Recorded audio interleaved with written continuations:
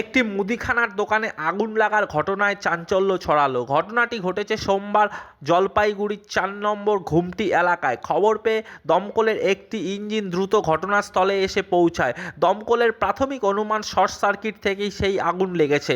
তবে আগুনের ঠিক কতটা ক্ষয়ক্ষতি হয়েছে তা এখনও স্পষ্ট জানা যায়নি। ঘটনার তদন্ত শুরু করা হয়েছে। স্থানীয় সূত্রে জানা গেছে, সকালে দূর থেকে দোকানটির ভিতরে কালো ধোঁয়া বের হতে দেখেন এলাকার স্থানীয়রা। এরপর সন্দেহ হয়, কাছে গিয়ে দোকানের ভেতরে আগুন জ্বলতে দেখেন তারা।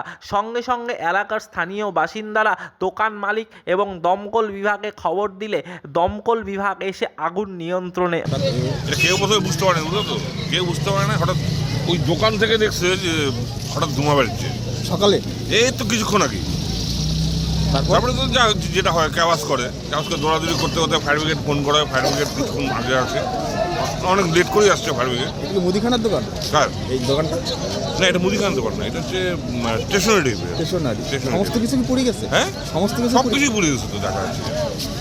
মানে কি কারণে হতে পারে মনে হয়?